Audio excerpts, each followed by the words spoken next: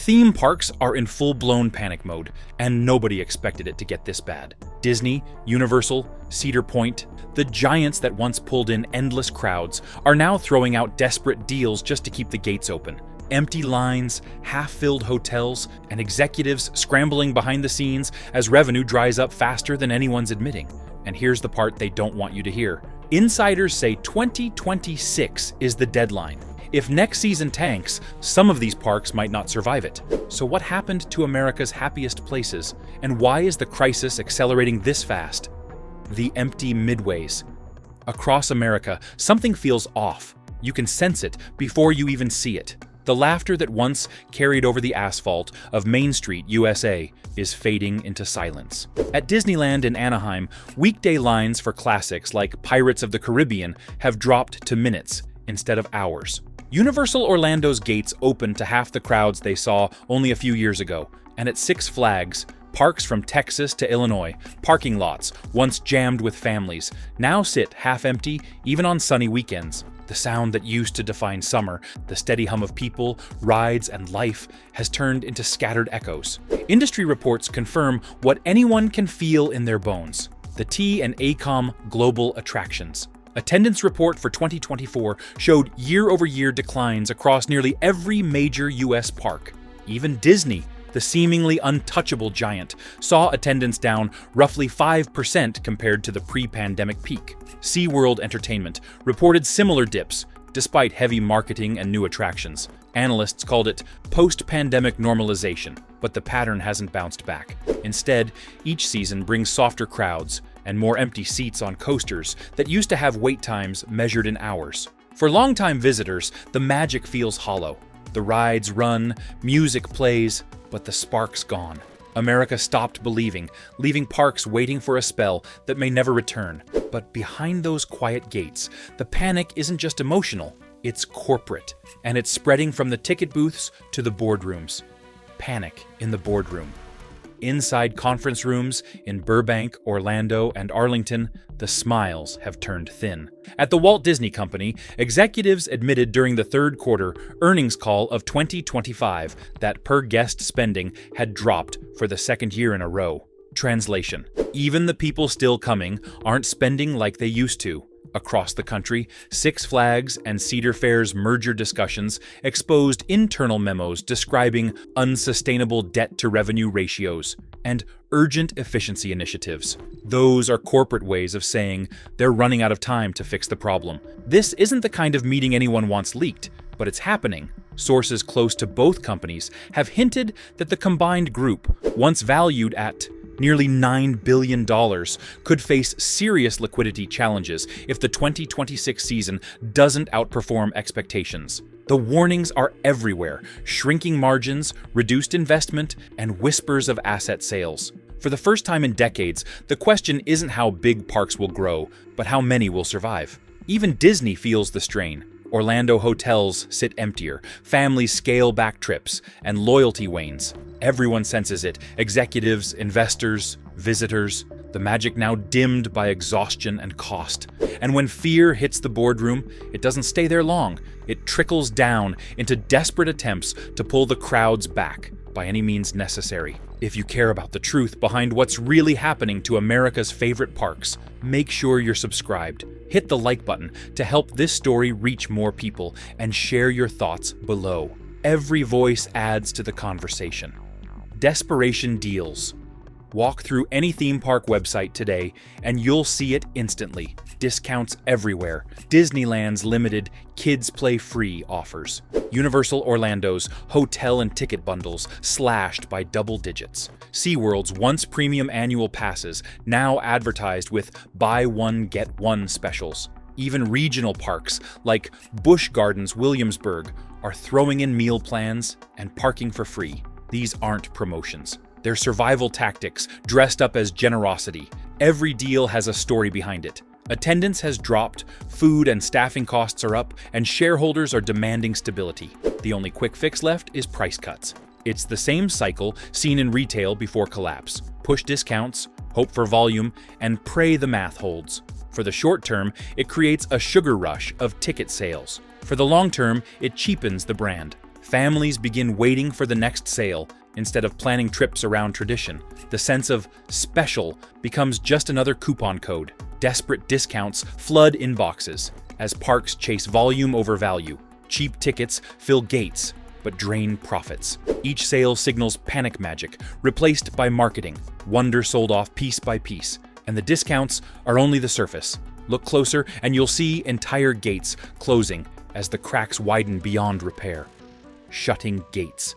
In late 2024, the news quietly broke. California's Great America, once a crown jewel of Silicon Valley weekends, would close permanently within the next few years. The land was too valuable, the crowds too small, and the balance sheets too red. Around the same time, several Six Flags parks, including Six Flags New England and Six Flags St. Louis, quietly shortened their operating seasons, citing weather variability and market adjustments. Translation again, not enough people showed up.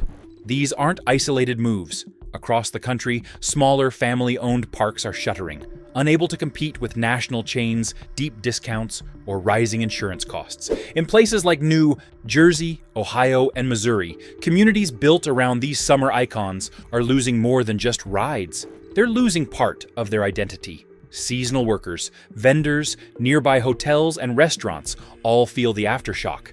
Once the gates close for good, they rarely open again. Tourism declines, cut taxes, and strain budgets. But the deeper loss is cultural. A generation grows without shared summer rituals. When parks fade, a piece of America's rhythm fades too. To see why this collapse runs deeper than ticket sales or weather, we have to dig beneath the flashing lights, into the spreadsheets, where the real story begins. The wallet crunch. You packed the car, filled a cooler, and promised the kids a week of wonder. But now the numbers don't add up. The average family of four faces airfare, hotel, and park tickets that together can cost more than $5,000 before even buying a meal. Inflation has quietly turned that once manageable dream into a financial stretch. Gas prices keep climbing, hotel taxes pile on, and ticket prices at major destinations like Walt Disney World and Universal Orlando have risen more than 20% since 2019. For many households, that's the difference between let's go and maybe next year. The shift shows up in real data. Travel associations reported in late 2024 that families earning under $75,000 a year were taking 40% fewer long-distance trips than before the pandemic. It's not that they don't want the experience, they just can't justify it anymore. Theme parks built for middle-class families now compete for an audience that feels priced out. The irony is painful. The more parks raise prices to cover costs, the fewer families can afford to come, creating the very decline they fear. Families now choose cheaper local outings over costly trips. Destination parks, built on multi-day spending, are cracking. The Great American Vacation still exists, just smaller, and that shift threatens their entire foundation. And even when families can scrape together the money, the next challenge isn't the wallet. It's the weather itself, turning entire regions into no-go zones. Weather and timing hits. Nature has turned unpredictable, and theme parks are feeling the sting. In the summer of 2025, Florida's heat index regularly topped 110 degrees Fahrenheit, forcing parks like Walt Disney World and SeaWorld to shorten hours and add misting stations. Attendance dipped sharply on those extreme days, as visitors fled the midday sun or skipped the parks entirely. Across the country in California, back-to-back storms flooded parts of Anaheim and even shut down outdoor rides for days. What used to be rain or shine operations have become rain or ruin. It's not just a bad season, it's a pattern. Meteorologists say the past 5 years rank among the hottest on record, with more heat advisories than any other period since tracking began. For an industry built outdoors, every heat wave or storm translates to real money lost. Families planning vacations months in advance are now factoring weather risk into their choices. Some postpone, others cancel. That uncertainty kills confidence, and confidence is the oxygen of tourism. Shorter school breaks and brutal weather shrink peak seasons. With fewer days, higher costs, and lower revenue, parks face a losing battle against nature, and they're running out of ways to adapt. Yet, even when the sun shines and gates stay open, another problem lurks behind construction fences, where promised dreams are being quietly postponed or erased. deferred dreams. In press releases, the language stays optimistic: adjusted timelines, strategic realignment, revised expansion strategy. But the translation is simple: the projects are on hold. At Disney, several planned expansions, including updates to Epcot's World Showcase and new resort construction near Bay Lake, have been quietly delayed. Universal's much-hyped Epic Universe in Orlando remains on schedule for 2025, but insiders say its budget has already been trimmed, with some planned attractions scaled back or delayed beyond opening day. Cedar Fair, which operates parks like Cedar Point and Kings Island, has announced fewer new rides than in any decade since the 1990s. Even Six Flags, long known for churning out new coasters annually, has pivoted to smaller, cheaper updates. When you start repainting old rides instead of building new ones, it's not about nostalgia, it's about survival. The cost of steel, labor, and insurance has climbed so high that innovation now feels like a luxury. Investors expected a post-pandemic boom, but attendance stalled and spending shrank. Now every project feels risky, so parks repaint instead of innovate. Magic can't live on maintenance. Workers feel it too. Teams once building dreams now patch fences, watching creativity replaced by caution. The thrill industry lost its spark, leaving guests and creators stuck in a cycle of safety, where imagination costs too much and excitement feels manufactured. And for the people who made that fun possible, the fallout is even more personal, because when the gates close, the paychecks stop. The workers left behind. Theme parks are powered by people, not just mascots and ride operators, but electricians, food vendors, mechanics, janitors, and landscapers. When crowds disappear, those jobs vanish with them. In 2024, Universal Orlando laid off hundreds of seasonal workers early after a weaker-than-expected summer. At regional parks across the Midwest, maintenance crews were reduced to skeleton teams. Even Disney, usually careful with public optics, has quietly trimmed staff hours at hotels and restaurants, calling it operational adjustment. To the people losing shifts, it feels more like abandonment than adjustment. Take the story of a Cedar Point worker named Greg, a 48-year-old maintenance technician from Sandusky who's been with the park for over 20 years. In the summer of 2024, his crew was cut in half before July. By August, he was working only 3 days a week. When the season ended, he wasn't called back for the fall prep. "I never thought I'd outlast the rides," he said in a local interview. "Turns out, they don't need as many hands to fix what they're not running." Greg's story isn't unique. It's the new normal for thousands like him. The human toll is immense. Parks are ecosystems sustaining whole regions. When one job ends, others collapse.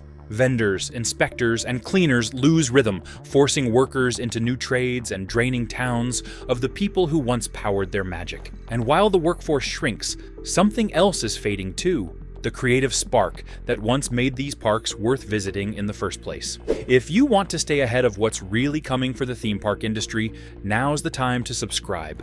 The next chapter is already unfolding, and you'll want to be here when the gates start closing for real. The thrill drought. If the early 2000s were the golden age of innovation for theme parks, 2025 feels like the opposite: a creative drought. Instead of bold new rides, most parks now rely on rebranding old attractions or layering new intellectual property over existing structures.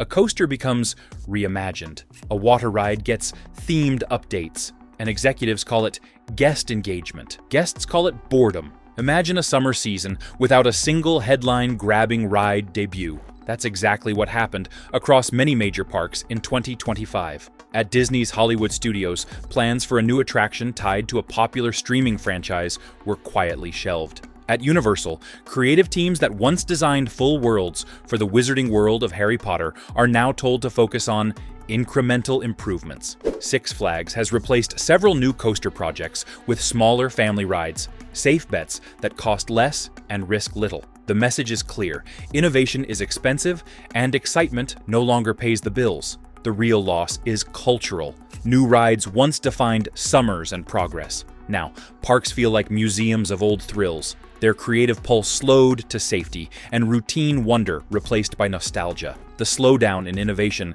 doesn't just affect how parks look, it's rewriting what they mean to the country that once built its summers around them. The end of an era. There was a time when the great American family vacation meant packing up the car and driving to a theme park. From the Disneyland boom of the 1950s to the cross-country road trips of the 1990s. Those parks weren't just entertainment, they were a symbol of optimism. They promised that no matter how stressful life got, there was still a place where the lights never dimmed and the laughter never stopped. But in 2025, that promise feels fragile. What began as a few bad quarters has turned into something deeper, a cultural drift. Families don't plan vacations the same way anymore. Kids grow up chasing digital adventures on screens instead of real ones under the sun. The parks are still there, still beautiful, still playing the same cheerful music, but it's background noise now, not a destination. You can feel the nostalgia hanging heavy in the air, as if everyone walking those pathways is remembering how it used to feel, rather than experiencing it in the moment. Older generations remember when road trips defined joy. That spirit built the parks. Now, as crowds vanish, the dream of shared adventure fades, leaving only echoes of a disappearing America. Yet, as we turn the page from memory to consequence, the story doesn't end here. It widens, revealing a bigger picture of power, politics, and profit that stretches far beyond the gates. The corporate domino effect. When Six Flags and Cedar Fair announced their merger in late 2024, the headlines framed it as a bold new chapter. Executives smiled for photos, investors nodded in approval, and press releases spoke of synergy, efficiency, and growth potential. But behind those polished phrases was a quieter truth. It was less a marriage and more a merger of necessity. Both companies had been struggling to maintain attendance and service debt. Joining forces wasn't about expansion, it was about survival. This wasn't the first time consolidation had been used as a lifeline. In the early 2000s, regional chains like Paramount Parks and Busch Entertainment went through the same cycle: buy, combine, and hope for economies of scale. It worked for a few years, but the cracks always showed. The new Six Flags Cedar Fair hybrid will own more than 40 parks across North America, making it the second largest entertainment operator after Disney. Yet that size doesn't guarantee strength. Analysts warn that spreading the same shrinking audience across more gates just dilutes the returns. The merger marks fading competition. Fewer independents mean less creativity and higher prices. Fun turns corporate, safe and predictable, a glossy rerun of itself. An industry merging for survival has already lost imagination. And as the corporate walls close in, another storm brews outside the boardrooms, the political one, where tax losses and public frustration are already reshaping the debate. The political reckoning.